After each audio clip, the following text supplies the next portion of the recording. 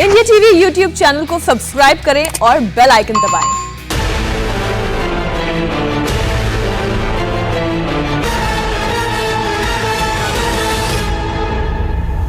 अब बात battle of Bengal की। ममता बनर्जी को अब हिंदू वोट की याद आई है। बीजेपी के प्रेशर में दीदी ने अब मंदिरों का दौरा शुरू कर दिया है। मंच से चंडी पाठ कर रही हैं और नाम लिए बगैर विरोधियों से पूछ रही हैं, तुम कितने बड़े हिंदू हो। ममता में आए इस 360 डिग्री चेंज का राज क्या है, इस रिपोर्ट को देखिए और समझने की कोशिश करिए।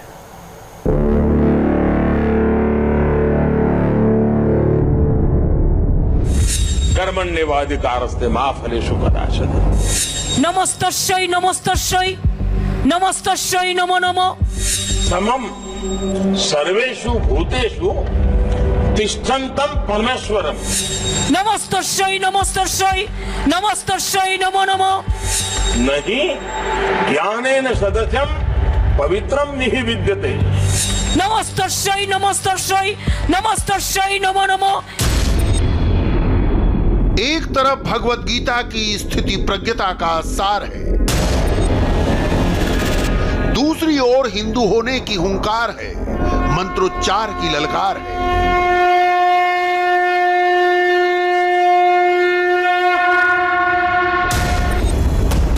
चुनाव सिर पर है तो धार्मिक अनुष्ठान का व्यापार है।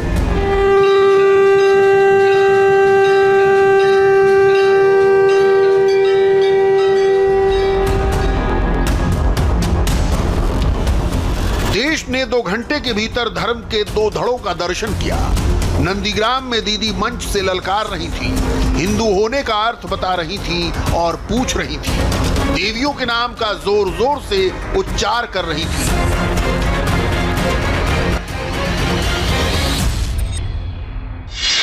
हिंदू धर्म विवेकानंद शिखिয়েছে। हिंदू धर्म माने रक्षाकाली, हिंदू धर्म माने चामुंडा काली, हिंदू धर्म माने छिन्नमस्ता काली, हिंदू धर्म माने सिद्धेश्वरी काली, भवतारिणी माँ, भुवन मोहिनी माँ, मनमोहिनी माँ, सिंहवाहिनी माँ, जौहरी काली माँ, दुर्गा माँ, लक्ष्मी माँ, सरस्वती माँ, संतोषी माता। दूसरों की धार्मिक प्रतिबद्धता पर प्रश्न खड़े कर रही थी, सप्तशती के श्लोक का पाठ कर रही थी। या देवी सर्वभूतेषु मातृरूपेण संस्थिता नमस्तस्यै नमस्तस्यै नमस्तस्यै नमो नमो।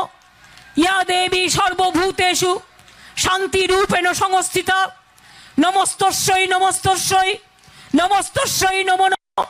या देवी सर्वभूतेषु शक्तिरूपेण संस्थिता नमस्तस्यै नमस्तस्यै नमस्तस्यै नमो नमो।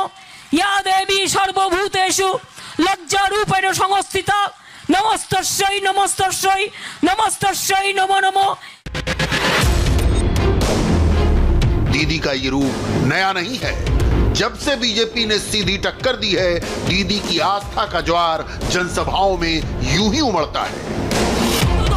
अब तक दीदी सिर्फ सवाल खड़े करती थी, नंदीग्राम में उन्होंने चुनौती ही खड़ी कर दी, क्योंकि इस वक्त नंदीग्राम ही उनके आगे सबसे बड़ी चुनौती बनकर खड़ा है। যারা হিন্দু মুসলমান করছেন তাদের আমি পরিষ্কার বলি, শুনে রাখুন, আমিও হিন্দু ঘরের মেয়ে। আমার সাথে হিন্দু কার্ড খেলতে যাবেন না। আমার সাথে হিন্দু কার্ড খেলতে গেলে আগে বলুন আপনি নিজে ভালো হিন্দু কিনা, হিন্দু ধর্মের আদর্শ মানুষকে ভালোবাসা। नंदीग्राम के इस मंच पर ममता बनर्जी ने आज दावा किया कि वो सबसे बड़ी हिंदू हैं। उन्होंने यहाँ मंच से दुर्गा सप्तशती का पाठ किया। उन्होंने कहा कि वो अपने मैनिफेस्टो की घोषणा 11 तारीख को करेंगी। 11 तारीख को शिवरात्रि है, यानी अब लग रहा है कि बंगाल में जो लड़ाई है ये हिंदू वोटर्स की लड़ाई है। यानी जो जिक्र किया था शुभेंदु अधिकारी ने, उन्होंने साफ नहीं कहा था, लेकिन कहा था दीदी आपको 30% मिलेंगे लेकिन हमें 70% मिलेंगे। उसका जवाब ममता बनर्जी ने यहां दिया है और अब यह साबित करने की कोशिश की जा रही है बंगाल के चुनाव में कि कौन बड़ा हिंदू है। जब दीदी नंदीग्राम में हिंदू होने का अर्थ बता रही थी, दूसरों के हिंदुत्व को चुनौती दे रही थी, उसी वक्त प्रधानमंत्री मोदी युद्ध के कोलाहल में रचे गए भारत के सबसे प्रतिष्ठित आध्यात्मिक धर्म ग्रंथ गीता के 11 खंडों का लोकार्पण कर रहे थे। प्रधानमंत्री ने गीता को भारत की पथ प्रदर्शनी शक्ति बताया, एक ऐसा ग्रंथ जो सबको दिशा दिखाता है। चुनाव आपका है कि आप गीता से चाहते क्या हैं। गीता आजादी का एहसास है, मगर पूरी जिम्मेदारी के साथ। गीता के जरिए प्रधानमंत्री ने उन लोगों को आड़े हाथों लिया जो संवैधानिक संस्थाओं का सम्मान नहीं करते। कर्म और विचारों की ये स्वतंत्रता ही भारत के लोकतंत्र की सच्ची पहचान रही है। हमारा लोकतंत्र हमारे विचारों की आजादी देता है, काम की आजादी देता है, अपने जीवन के हर क्षेत्र में समान अधिकार देता है। हमें आजादी उन लोकतांत्रिक संस्थाओं से मिलती है जो हमारे संविधान की संरक्षक है। इसलिए जब भी हम अपने अधिकारों की बात करते हैं तो हमें अपने लोकतांत्रिक कर्तव्यों को भी याद रखना चाहिए। आज कुछ लोग ऐसे भी हैं जो इसी कोशिश में रहते हैं कि कैसे संवैधानिक संस्थाओं की गरिमा पर, उनकी विश्वसनीयता पर चोट की जाए। हमारी संसद हो, न्यायपालिका हो, यहां तक कि सेना भी, उस पर भी अपने राजनीतिक स्वार्थ में हमले करने की कोशिश होती रही है। ये प्रवृत्ति देश को बहुत नुकसान पहुंचाती है। संतोष की बात है कि ऐसे लोग देश की मुख्य धारा का प्रतिनिधित्व नहीं करते हैं। देश तो आज अपने कर्तव्यों को ही संकल्प मान करके आगे बढ़ रहा है।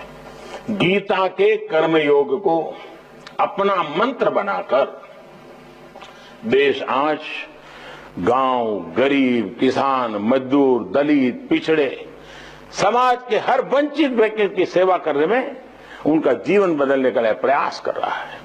साथियों, गीता के माध्यम से भारत ने देश और काल की सीमाओं से बाहर पूरी मानवता की सेवा की है।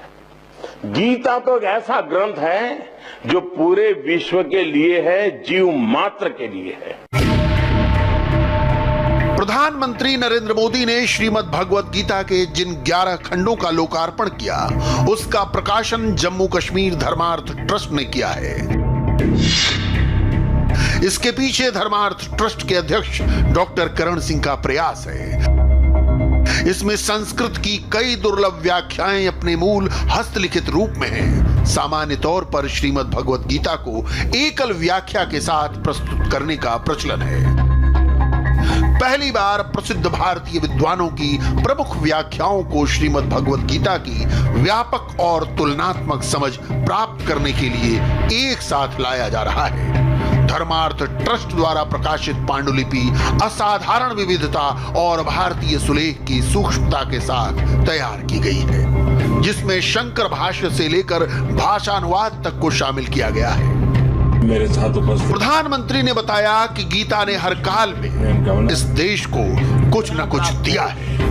अपने संबोधन में उन्होंने बंगाल की दो विभूतियों महर्षि अरविंद और नेताजी सुभाष चंद्र बोस की गीता प्रेम का भी जिक्र खास तौर पर किया। किसी के लिए गीता ज्ञान का ग्रंथ है, किसी के लिए सांख्य का शास्त्र है, किसी के लिए योग सूत्र है, तो किसी के लिए कर्म का पाठ है। और मैं जब गीता को देखता हूं तो मेरे लिए ये उस विश्वास के विश्व रूप समान है जिसका दर्शन हमें 11वें अध्याय में होता है। मम देहे गुड़ाकेश यच्च अन्नत दृष्टमो इच्छसि, अर्थात मुझ में जो कुछ भी देखना चाहो देख सकते हो। हर विचार, हर शक्ति के दर्शन कर सकते हो। साथियों, गीता के विश्व रूप ने महाभारत से लेकर आजादी की लड़ाई तक हर कालखंड में हमारे राष्ट्र का पथ प्रदर्शन किया है। आप देखिए, भारत को एकता के सूत्र में बांधने वाले आदि शंकराचार्य जी ने गीता को आध्यात्मिक चेतना के रूप में देखा। गीता को रामानुजाचार्य जैसे संतों ने आध्यात्मिक ज्ञान की अभिव्यक्ति के रूप में देखा। स्वामी विवेकानंद जी के लिए गीता अटूट कर्मनिष्ठा और अदम्य आत्मविश्वास का स्रोत रही है।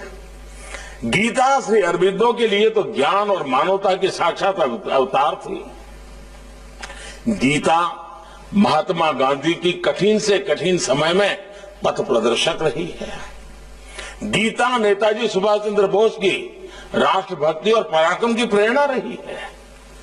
ये गीता ही है जिसकी व्याख्या बाल गंगाधर तिलक जी ने की और आजादी की लड़ाई को एक नई ताकत दी, नई ऊर्जा दी थी। गीता कर्मयोग का सूत्र है। इस कर्मयोग के कारण ही गीता को उपनिषदों में गिना जाता है। प्रधानमंत्री ने यह भी कहा कि नए भारत के निर्माण में भी गीता की भूमिका उतनी ही बड़ी है जितनी महाभारत काल में थी। गीता में भगवान कृष्ण अर्जुन को यूं ही भारत कह के संबोधित नहीं करते। सदियों के अंधकार से निकलकर एक नए भारत के सूर्योदय के लिए, आत्मनिर्भर भारत के निर्माण के लिए हमें अपने कर्तव्यों को पहचानना भी, उनके लिए कृत संकल्प भी होना है। जैसे भगवान कृष्ण ने अर्जुन से कहा था, क्षुद्रम हृदय दौर्बल्यम त्यक्त्वा उत्तिष्ठत परंतप, अर्थात छोटी सोच, छोटे मन और आंतरिक कमजोरी को छोड़कर अब खड़े हो जाओ। भगवान कृष्ण ने उपदेश देते हुए गीता में अर्जुन को भारत कहकर संबोधित किया है। इसकी तरफ बहुत कम लोगों का ध्यान जाता है। आज गीता का यह संबोधन हमारे भारतवर्ष के लिए है, 130 करोड़ भारतवासियों के लिए है। आज इस आह्वान के प्रति भी नई जागृति आ रही है।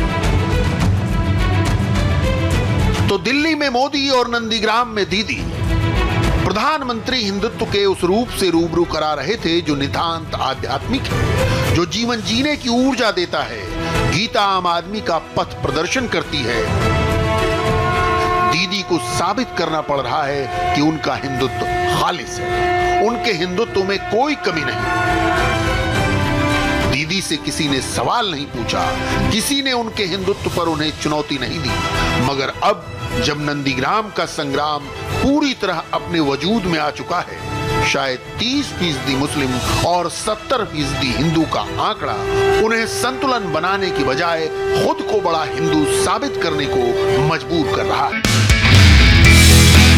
नमस्ते, मैं हूं मीनाक्षी जोशी। वीडियो और खबरों से अपडेट रहने के लिए India TV YouTube channel subscribe करें, बेल आइकन दबाना ना भूलें। जुड़े रहें इंडिया टीवी के साथ।